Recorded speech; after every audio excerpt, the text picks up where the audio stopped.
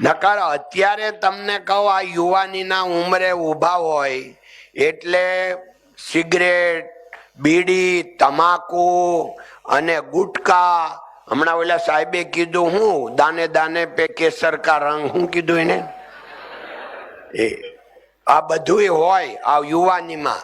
ને આ લોકો ખરેખર ભગવાનથી બહુ નજીક છે, આટલા સાત્વિક છે. 50 વર્ષ પહેલા આવું નહોતું, કારણ કે ગુટકા જ નહોતા.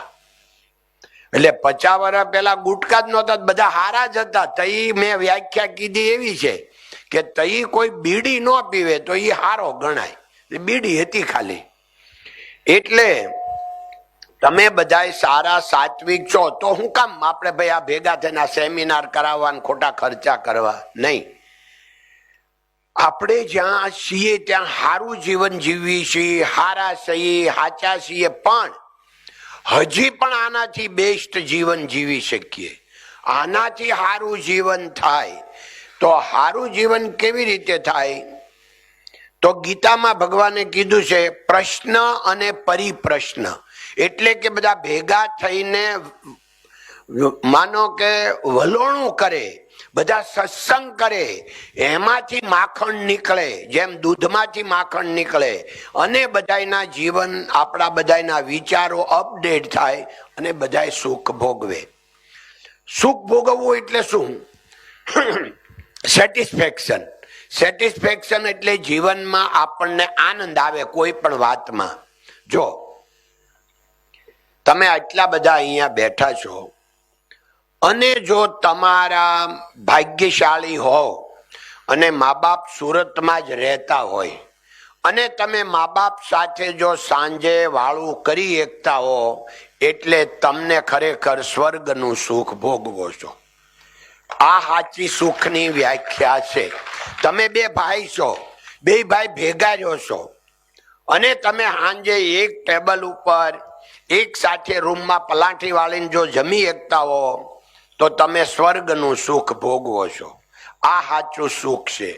આ બધા ભેગા થઈએ તો આમાં આપણને ઓલું થાય. હું તમને એમ કહું કે બધા જ આપણને ઓળખે, ગોવિંદ કાકા કોણ છે, SRK કોણ છે, બધું તમને ખબર છે, એટલે નવી કાંઈ વાત આપણે જાણવાની નથી. પણ એ તમને ખબર છે ને કે રાહુલભાઈ છે મુંબઈ, એ ગોવિંદ કાકાના ભત્રીજા છે, બધાને ખબર છે ભાઈ. હવે રાહુલભાઈ ના લગ્ન થાય અને 24 વર્ષ થયા, અને 24 વર્ષથી લગ્ન રાહુલભાઈ ના થયા અને હજી મુંબઈ અમે ભેગા રહીએ છીએ 24 વર્ષથી. તો કાકાની ભેગા જ્યારે 24 વર્ષથી જે લોકો રહેતા હોય એને સંસ્કાર કહેવાય, એને સુખ કહેવાય. હું આ વ્યાખ્યા તમને આપવા આવ્યો છું, કારણ કે આપણા ડાયમંડ માર્કેટમાં મુંબઈમાં 25% લોકો એવું સમજે છે કે રાહુલભાઈ છે એ ગોવિંદ કાકાના દીકરા છે, કારણ કે એ લોકો ભેગા રહેશે એટલે સાથે રહેશે એવું સમજે છે. મને કોઈએ એમ મળીને પૂછ્યું હોય કે આજ તમારા દીકરા મળ્યા હતા, રાહુલભાઈ આમ કહેતા હતા, મેં કોઈ દે એમ નથી કીધું કે રાહુલભાઈ મારા દીકરા નથી, તો મારો ભત્રીજો છે. અને રાહુલભાઈને કોઈએ કીધું હોય કે તારા પપ્પા મળ્યા હતા ને આમ કહેતા હતા, રાહુલભાઈએ કોઈ દે ચોખવટ નથી કરી કે એ ગોવિંદ કાકા મારા કાકા થાય, મારા પપ્પા નથી. કહેવાનું એ છે કે આજે રાહુલભાઈને ભેગું રહેવું હોય, ગોવિંદ કાકાને ભેગું રહેવું હોય, કાકીને ભેગું રહેવું હોય, પણ રાહુલભાઈના વાઈફ 24 વર્ષથી લગ્ન કરીને દીકરી આવી હોય અને 24 વર્ષ એ કાકાની ભેગા રહે, આને સતયુગ કહેવાય. આ સુખની આપણે વ્યાખ્યા કરવાની છે. શ્રેયાંશના લગ્ન થયા 8 વર્ષ થયા. શ્રેયાંશ અને રાહુલભાઈ ના ભેગા રહેશે, હગાભાઈ ની, કાકા દાદાના ભાઈ છે ને માર, એટલે આને સતયુગ કહેવાય. આ વાત આપણે બધા ભેગા થઈએ, વલોણું કરીએ તો આ વાતની ખબર પડે કે સુખ શેનું છે. નકર હું એમ કહું મુંબઈ આપણે લેવા હોય 25 કરોડના 50 કરોડના ફ્લેટ 4 તો લઈ જ કેમ છે ભાઈ, હું કામ કાંઈ દુઃખના ભેગા રહી છે? પૈસા નથી એટલે, અગવડતા બહુ છે એટલે ભેગા રહી છે? નહીં. સુખ લેવા માટે એટલે આ વાત જે છે એ આપણે પહોંચાડવાની. તમે કહો હવે તમે ક્યાં શેઠ આ બધી વાત માંડી છે તમારી અમારી કરો ને. અહીંયા બે ભાઈ છે ને એક રહેવા 3 રૂમનો મકાન નથી એની કરો ને પીડા. તમે ઓલી વાત ક્યાં કરો છો? જો કોઈ દિવસ ઘર મોટું હોય તો ભેગા રહેવા માટે હૃદય મોટા જોઈએ, દિલ મોટા જોઈએ. જે દિલ મોટા હોય એ ભેગા રહીએ કે. એટલે તમે એમ સમજો કે ભાઈ એ તો સગવડતા હોય તો ભેગા રહેવાય ને. અમારે સગવડતા જ નથી. સગવડતા હૃદય હોય ને તો બધી કોઈ અગવડતા પડતી નથી. એટલે આ તબક્કે જેટલા વડીલો આવ્યા છે એ વડીલોને મારે કહેવા ખાસ કે તમે બહુ ભાગ્યશાળી છો કે તમને આવું કુટુંબ મળ્યું છે, આવા દીકરા મળ્યા છે અને દીકરા એવી કંપનીમાં કામ કરી રહ્યા છે કે જેથી એ આખું વાતાવરણ તમારા ઘરે આવે અને એ સુખના ટોપલા ત્યાંથી ટ્રાન્સફર થઈ અને એ વિચારો ઘરે આવે એટલે તમને આનંદ રહે. પણ વડીલોને ખાસ, કારણ કે વડીલોનું કામ એક જ હોય. અમે વડીલ છીએ અમને ખબર હોય ને કે એનું કામ મેઇન હોય સલાહ દેવાનું. એટલે અત્યારે દુનિયામાં કોઈને સલાહ લેવી ગમતી એટલે પૂછે એનો જવાબ આપવાનો. તો વડીલોને મારી પ્રાર્થના કે દીકરો પૂછે તો જવાબ આપવાનો, બાકી જે કરતો હોય ને એને કરવા દેવાનો. અને તમને એમ લાગે ખોટું કામ થઈ રહ્યું છે તો વિવેકથી એને પૂછવાનું કે દીકરા આપણે આ કરીએ છીએ બરાબર છે, તું જરા જોજે. બસ આટલું કહેવાનું. ટકોર કરવાની. પણ તને કાંઈ ભાન નથી અને તું બહુ હવે સડી ગયો છો, તને કાંઈ વડીલોની કિંમત નથી, આવું બધું કદું વિચારવું નહીં. કારણ કે આ દુનિયામાં તમે જનરેશન ટુ જનરેશન જોવો તો બાપ કરતા બેટા હવાયા જ હોય. ભાઈ તમે લોકો છો યુવાનો, તમારા દીકરા નાના છે એ તમારી કરતા હવાયા છે કે નહીં? કારણ કે આપણને મોબાઈલમાં અમુક ન આવડે ઈવડે કરી દે ને ફટ દઈને. મારે હું ક્યાંક અટકું ને તો 5 વર્ષનું છોકરાને આપી એટલે એ આ વોટ્સઅપ ઓલું આમ થાય, હરખું નથી હાલતું, ઓલું નથી હાલતું, તરત કરી દે લ્યો થઈ ગયું. તો એ આપણી કરતા હોશિયાર થયા કે નહીં? આ વાત આપણે સ્વીકારવી પડે. હવે વાત રહી બહેનોને. કારણ કે બહેનો તમે ખરાબ નહીં લગાડતા, પણ તમે બહુ સારા સમયમાં અત્યારે જીવી રહ્યા છો એટલી મને ખબર છે. કેમ કે આ જ્યારથી સૃષ્ટિનો આરંભ થયો ને ત્યારથી અત્યારે જેટલી બહેનો દીકરીઓને જેટલી છૂટછાટ મળી છે, સ્વતંત્રતા મળી છે, એવી સૃષ્ટિના આરંભથી ક્યારેય નહીં. અત્યારે સારામાં સારો તમારા માટે સમય છે. કેમ કે પહેલાના સમયમાં છે ને સૂર્યાસ્ત થાય ને પછી કોઈ બેન દીકરી ઘર બહાર રહી શકતી નહોતી. 100 વર્ષ પહેલા વૈયા જાઓ એટલે બધું આવું હતું. ધીરે ધીરે સુધરતા અને એમાંય તે 70 વર્ષથી જયારે આપણે લોકશાહી આવી પછી આ વધારેમાં વધારે ફરક પડ્યો છે. એટલે અત્યારે બહુ જીવવા જેવું છે. એટલે તમે સણકા ને ભણકા નહીં કરતા. એક સણકો કરો ને આખા ઘરનું વાતાવરણ બગડી જાય છે. એટલે સહન કરે એ સુખી થાય. તો હું 12મા ધોરણમાં દીકરીઓ વિદાય લે ને તે એને 4 શબ્દો આપું છું, જીવન જીવવાની જડીબુટ્ટી. તો હું તમને પણ બધાને જીવન જીવવાની જડીબુટ્ટીના 4 શબ્દો આપું છું. બધાને, ભાઈઓ અને બહેનો બધાને. કયા? ચાલશે, ભાવશે, ગમશે અને ફાવશે. આ ડોંગરેજી મહારાજના 4 શબ્દો છે. આ 4 શબ્દો જો જીવનમાં આવી જાય એટલે દુઃખ આપણી પાસે આવે નહીં. કયો? ચાલશે. બોલો તો. ચાલશે, ભાવશે, ફાવશે અને ગમશે. એટલે આ 4 શબ્દો જો જીવનમાં આવી ગયા એટલે આપણી પાસે દુઃખ આવે નહીં. પહેલા કેવું હતું ખબર? સલાહ બહુ આપવી પડતી હતી હાહુઓને કે તમે લોકો બહારથી જે દીકરી આવે વહુ તરીકે એને દીકરી માનજો અને એને સારી રીતે રાખજો, એને કોઈ દે કાંઈ કહેતા નહીં. એટલે આવું બધું ભૂતકાળમાં કહેવું પડતું હતું. હવે અમારે દીકરીઓને સલાહ આપવી પડે છે કે તમે તમારી સાસુને માતા માનજો, એને સાચવજો. એટલે ફરી ગયું છે. એટલે હવે હાહુને સુધરવાની જરૂર નથી. કોને સુધરવાનું છે? તો આપણા કુટુંબ, આપણા ફેમિલીમાં નહીં હોય, આ તો બહારની વાત છે. અહીંયા તો દીકરીઓ બહુ જ સારી છે, અહીંયા કઈ નથી. ધન્યવાદ. હવે તમારે દીકરા દીકરી જેટલા આપણા ફેમિલી મેમ્બરો છે એને કોઈને ભાઈએ કીધું એમ દીકરા દીકરી ભણવા બેહારવાના હોય, કોઈને મોટા થઈ ગયા હોય, કોઈને લગ્ન થાય એવડા થઈ ગયા હોય, તો મારી તમને વડીલ તરીકે એવી સલાહ છે કે દીકરા દીકરીને તમે ખાલી વાતાવરણ પૂરું પાડજો, પણ કદી ધકતા નહીં, નફરત આપતા નહીં. કારણ કે બાળક છે ને એને માટે એના માતા પિતા જ તે છે ને જે ગોડ ફાધર ગણો કે એને ફોલોઅર ગણો, એ એને જ ફોલો કરતા હોય છે. એ આપણે તમે નાનેથી છોકરું હોય ને તો એની મમ્મી જેમ રસોઈ બનાવતી હોય એમ રસોઈ બનાવવા બેસી જાય, એવી રીતે પાણી ભરવા બેસી જાય, પપ્પા જેમ કરતા હોય એ રીતે છોકરાઓ કરે. આ ખાસ યાદ રાખવાનું છે કે આપણે જે કાંઈ વાત વર્તન કરીએ છીએ ને એ છોકરાઓ જોવે છે. છોકરાઓ જોતા હોય ત્યારે કદી પણ આખા ઘરમાં કોઈએ માતા પિતા હોય, ભાઈ બહેન હોય, પતિ પત્ની હોય, ઊંચા હદે કોઈ દે વાત ન કરવી, કદી પણ કોઈનું ઇન્સલ્ટ ન કરવું, કોઈને ઠપકો ન આપવો. બાળક સાંભળે એવું કાંઈ, કારણ એ એમાંથી શીખી જાય. પછી આપણે કહી કે આ કોની જેવો થયો, કોણ જેવો થાય? આપણી જેવો, આપણી જેવો.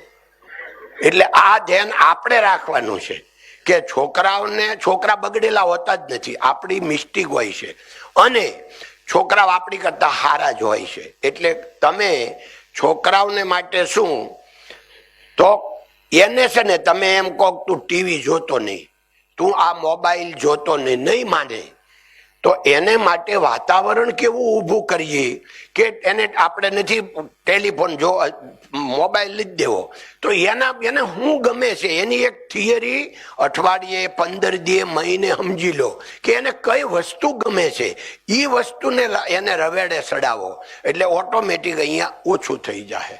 એટલે આ થિયરી આપણે પકડવી પડશે. પ્રેક્ટિકલ, મારી પાસે પ્રેક્ટિકલ છે એટલો ટાઈમ નથી કે અત્યારે હું તમને કહી શકું. તો હવે વાત રહી કે છોકરાઓ 12મા અને 10મા આવે ત્યારે શું કરવું. તો જુઓ, પહેલા તો તમે ટકાની પાછળ પડતા જ નહીં.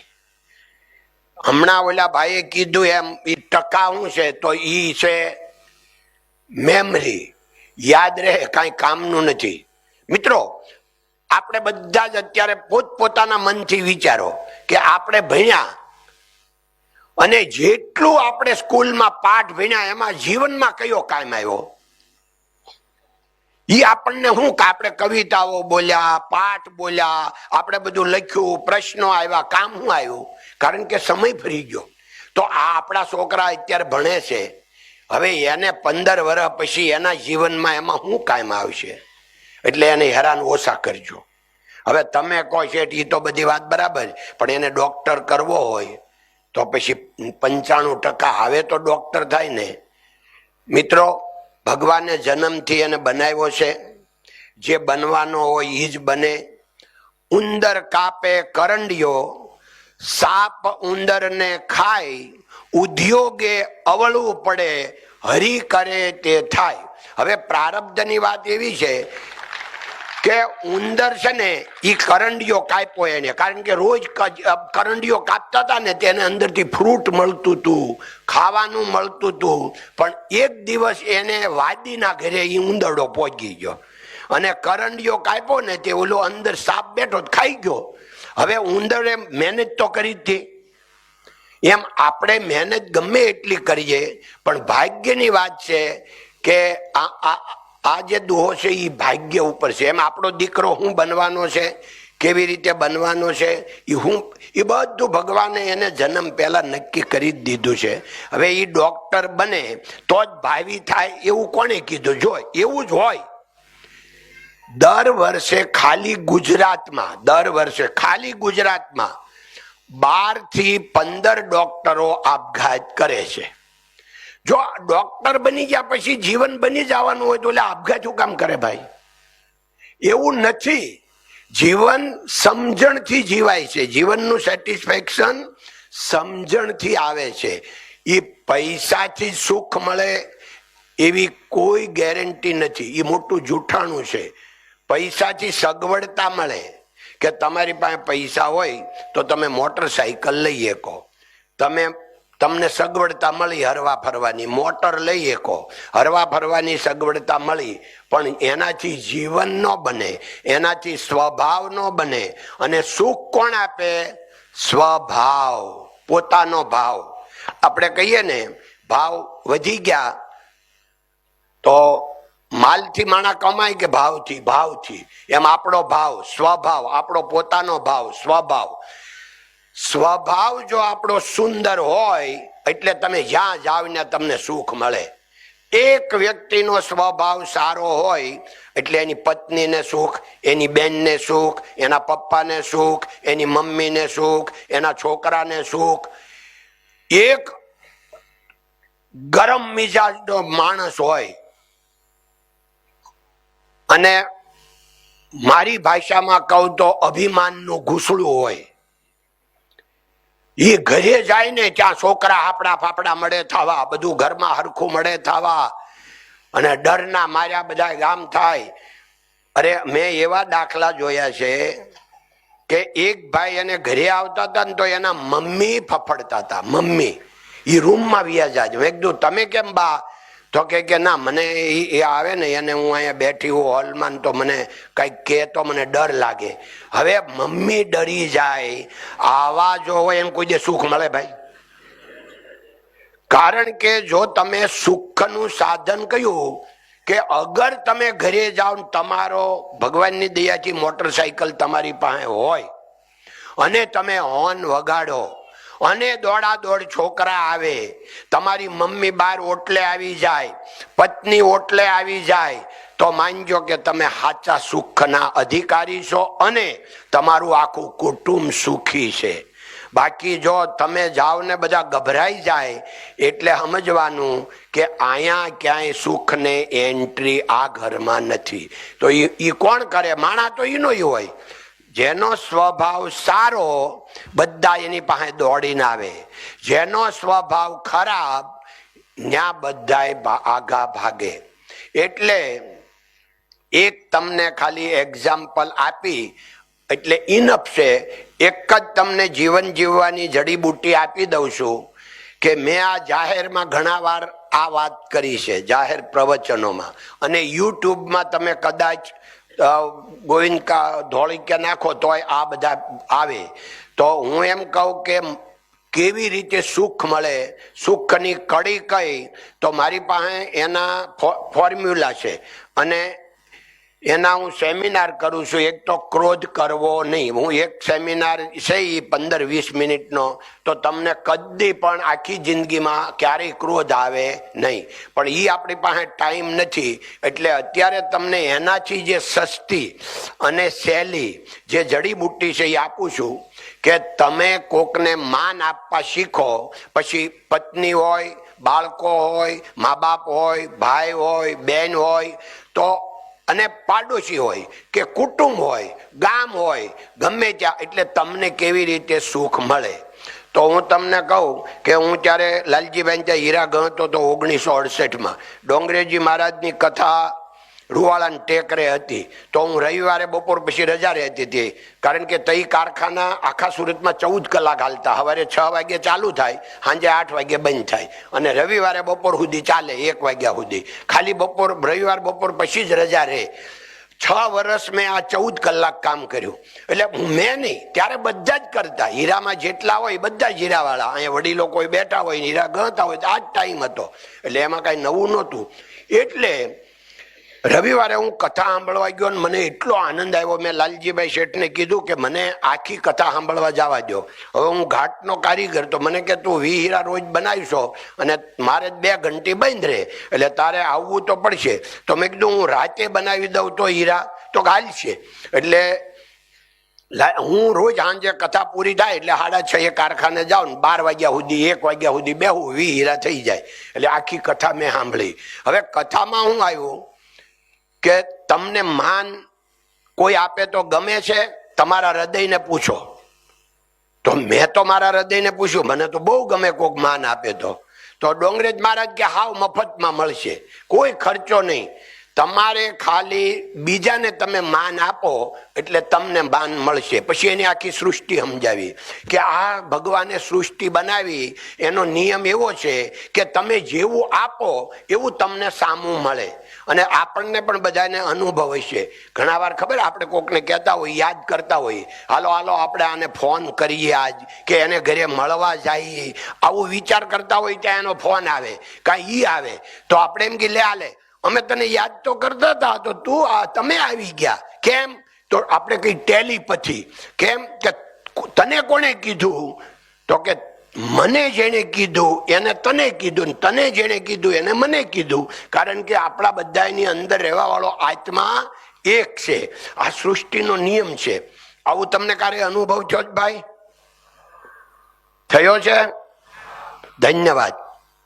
એટલે આ અનુભવના આધારે ડોંગરેજ મહારાજે એક દાખલો આપ્યો કે કેવી રીતે તમને માન મળશે. તો એક પાણી આપણ તો કે કોઈ હિમાલયમાં જાય અને હિમાલયમાં ગયા, ત્યાં લાખો પહાડિયા છે, પણ જ્યાં આપણે ઉભા રહી ત્યાં 10, 20, 25 પહાડ તો દેખાતા જ હોય.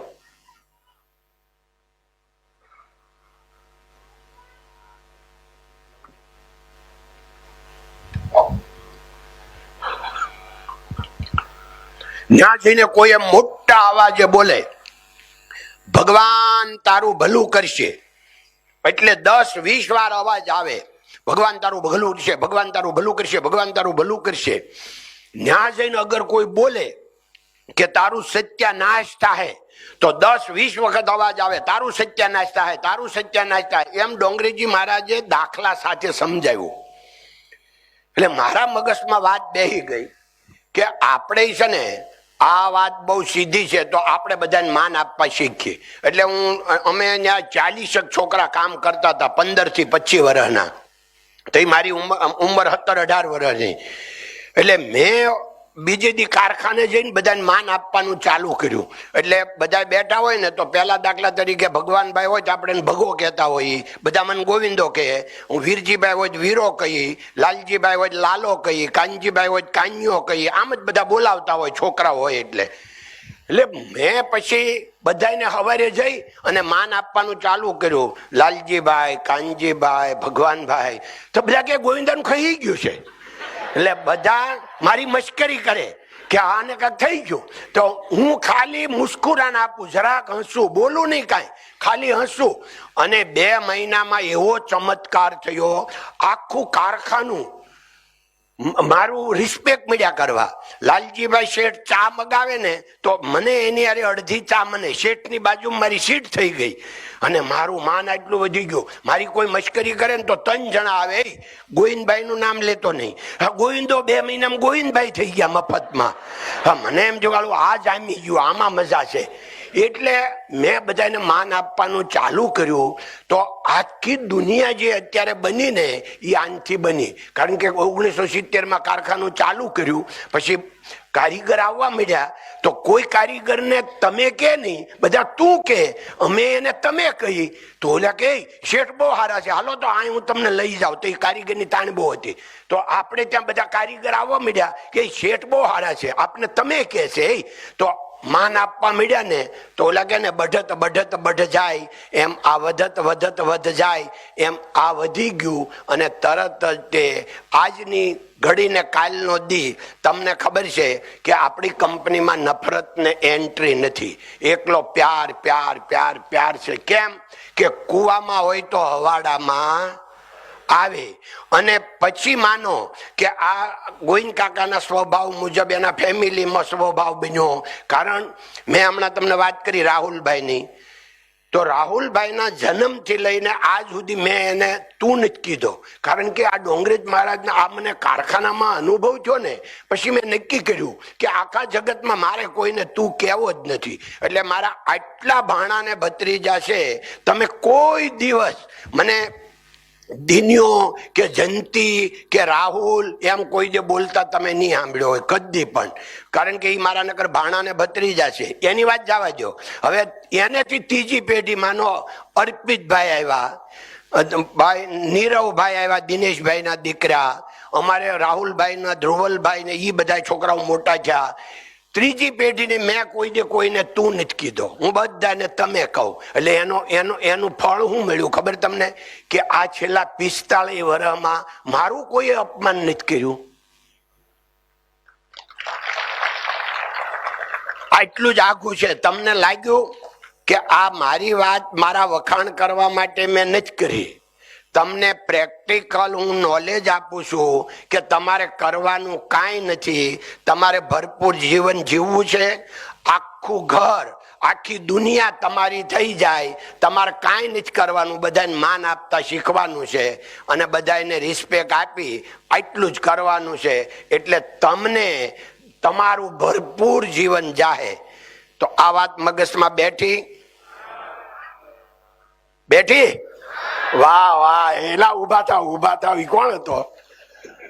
એ ભાઈ, હા. અરે તમારું નામ શું? નીવભાઈ. અરે વાહ, એની માટે તાલી બજાવો. વાહ વાહ વાહ વાહ. હવે તમે કોઈને ક્લાસમાં બધાને તમે જ કહેવાનું હો. ઓકે દીકરા, ધન્યવાદ. ચાલો, એક છેલ્લો તો મળ્યો. અરે વાહ, ખૂબ આનંદ થયો મિત્રો. હવે આપણે તમને આજે રવિવારનો દિવસ છે, વધારે સમય નહીં લઈએ. તમારે કોઈને કાંઈ પૂછવું હોય 2 મિનિટમાં તો તમે કાંઈ હોય તો આપણે વાત કરીએ, નકર હવે આપણે આ વાત પૂરી અહીંયા કરીએ છીએ. તમે રવિવારને દિવસે ખૂબ આનંદ થયો કે એટલા તમારા માટે, જીવન માટે તમે આવ્યા. અને તમારા કોઈને અમે ગૌરવ લઈએ છીએ. અને આ આપણી SRK નું એક જેને કહેવામાં આવે કે મૂલ્ય બની ગયું છે, વેલ્યુ.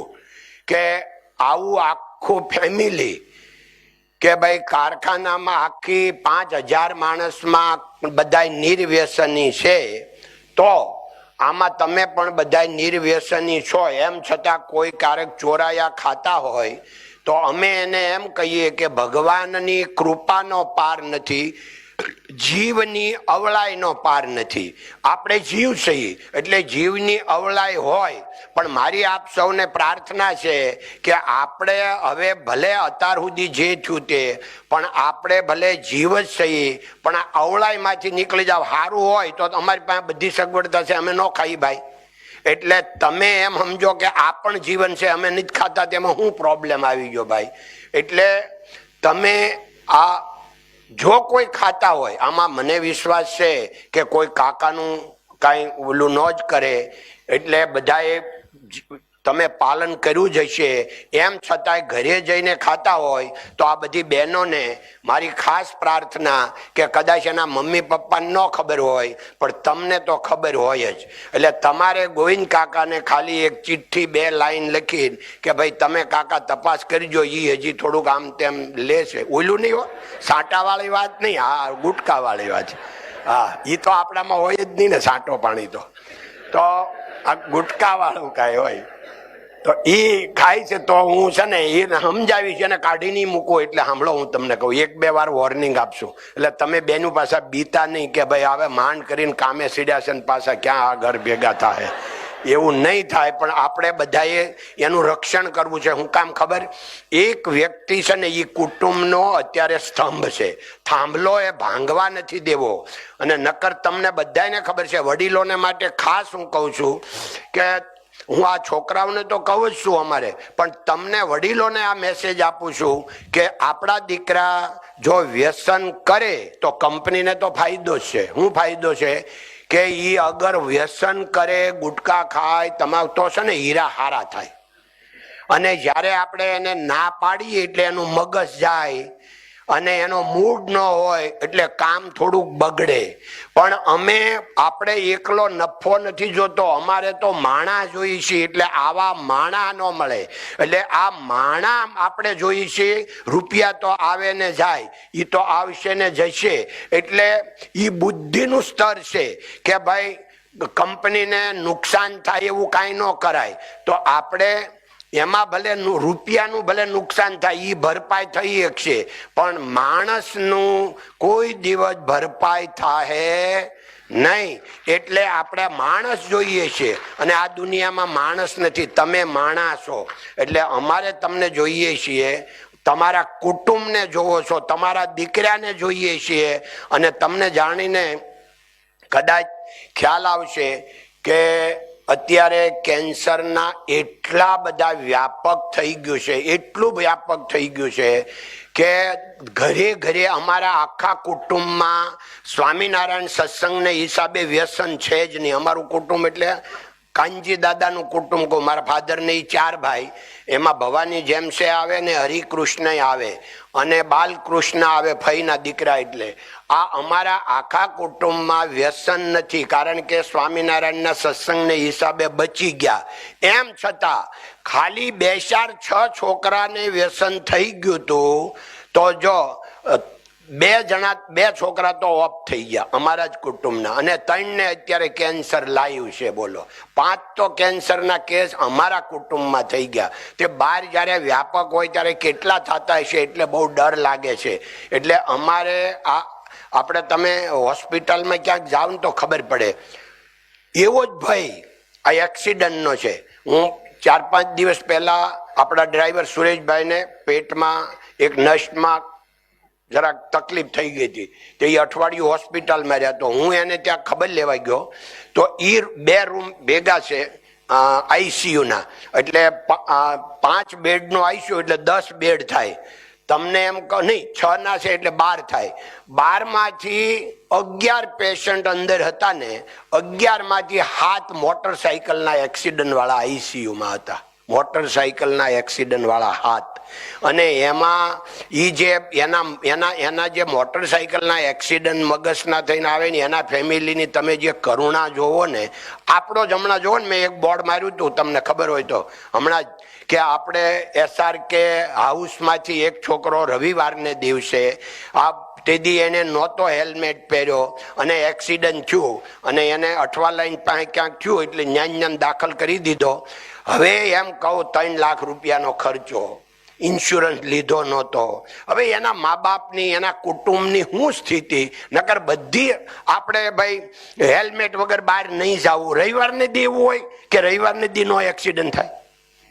બોલો લ્યો, એ કે હું રોજ પહેરું છું, આજ નહોતો પહેર્યો. લ્યો, હવે શું કરવું? અને એમ તો ઘણા આ વડીલો અહીં બેઠા ને એને કહું કે આ મારા વાલવીડા એવા છે ને ઘણા, તો કે આપણે અંદર હેલ્મેટ નો પહેર્યો હોય તો ગાડીને દાખલ નથી થવા દેતા. એટલે ઘરેથી નીકળે ને તે હેલ્મેટ હેન્ડલે ટીંગાડે અને પછી ઓફિસની નજીક આવે ને તે ઓઢી લે એટલે વહી આવે. એટલે ભાઈ, આ તમારા હારું છે, તમારું રક્ષણ કરવાનું છે, આ દેખાડો નથી કરવાનો બાપા. અને જાય ને તે અંદરથી હેલ્મેટ પહેરી નીકળે, ચોકમાં જઈને પાછા ટીંગાડી દે. આવું નહીં કરતા. તમને પ્રાર્થના છે, કારણ કે રોજ આખી જિંદગી રોજ નથી બનતું, ક્યારેય નહીં બને. આપણે ભગવાનને પ્રાર્થના, પણ એવો કોઈ કાળ આવે ત્યારે આપણે બચી જઈએ એટલી તમને પ્રાર્થના છે. વાતો તો ઘણી કરવાની છે પણ એટલો સમય નથી. એટલે છે તમારો કોઈને કઈ પ્રશ્ન? ભાઈ સારું, ચાલો, ખૂબ આનંદ છો. અને હવે પછી ભગવાન એવી કોઈ લીલા કરશે ને પાછા આપણો સંયોગ થશે, કારણ કે સંયોગ અને વિયોગ એ કુદરતનો ખેલ છે, ઈશ્વરનો એક ખેલ છે. એ ખેલમાં આપણને બધાને આજે મળવાનો લાવો મળ્યો. ઈશ્વર કાંઈક પછી આપણી ઉપર કૃપા કરશે તો